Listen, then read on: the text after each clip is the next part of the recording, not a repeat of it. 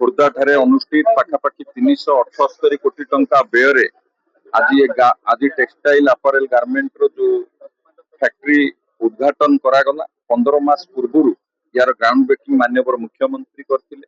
आज तार उद्घाटन करागला 15 मास भितर ये काम संपूर्ण है।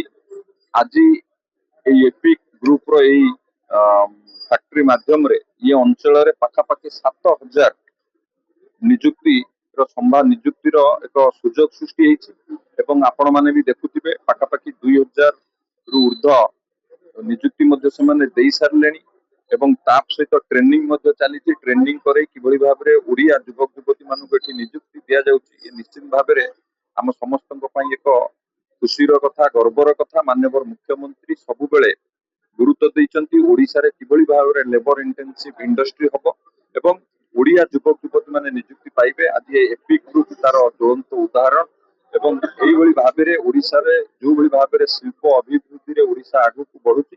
निश्चित भाबरे आगामी दिन रे अनेक प्रकल्प मध्य तार कार्यकारी होउची। से भी मध्य जेतबेले कार्य तार संपूर्ण हबो बहुत निजुक्ति मध्य से माध्यम सृष्टि हबो एवं एई कालीबेटी रे वर्कर्स पई हॉस्टल मध्य पंडित दीनदयाल कर्मचारी निवास योजना माध्यम रे एठी मध्य हॉस्टल निर्माण करा दिबो। वर्कर्स मानकु सुविधा पई बस रो मध्य सुविधा करा दिबो। वर्कर्स माने जिबा आसीबा करिया पई एवं जहा आनुषंगिक सुविधा दरकार सबु जोगै दिया दिबो एवं आहुरी मध्य किभଳି एठी व्यापक सृष्टि हबो ता पई हम सरकार गुरुत्व दी काम करछन।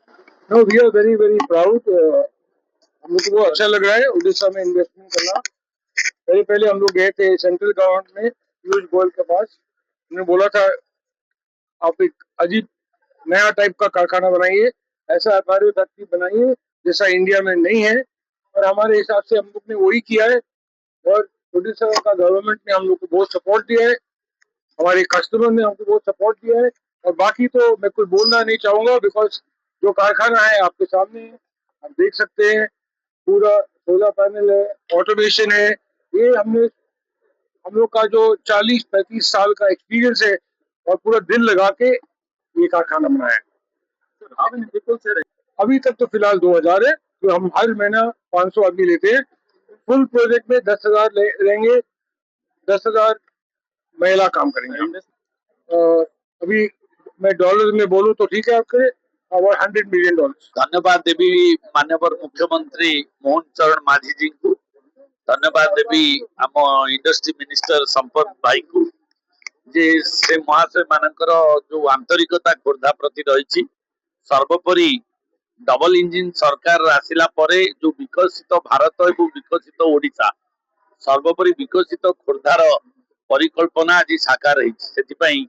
मो हृदय अंतिरतम प्रदेश खोर्धावासी को सर्वोपरि खोर्धार समस्त जनसाधारण को मो शुभेच्छा एवं कृतज्ञता जनाऊँगी। से सहयोग रही शिल्पर विकास क्षेत्र में। आपण मैंने जानती आज ओडिशा रे 3 लाख कोटी टंकार इन्वेस्टमेंट हवा जाऊँगी इंडस्ट्री सेक्टर से खोर्धा जिला हूँ 40,000 करोड़ इन्वेस्टमेंट होउची एवं 60,000 लोकों को आमे निजुक्ति खोर्धा जिले में दिया जिवार संभावना सृष्टि सेतिकी भितरे आज गोटे सौभाग्य दिन मात्र 15 मास भितरे गोटे इंडस्ट्री ठिया हवा एवं आज 5,000 लोकों को निजुक्ति दबा एवं 600 कोटी टंकार इन्वेस्टमेंट करिबा इटा गोटे बहुत बड़ चैलेंज थिला एवं इटा गोटे इंडिकेशन मध्य ओडिसावासी को पई एवं आम पई सौभाग्य जे बाहर कंट्री रु एवं भारत ओडिशा बाहर एवं भारत रो विभिन्न इंडस्ट्रियल हाउस को मध्य गोटे शुभकर सूचना जे खोर्धारे एभली इंडस्ट्री हेई पारुचे बहुत कम समय भितर लोक मानकर सहयोग आंतरिकतार प्रतिफलन एटा देखा जाउची।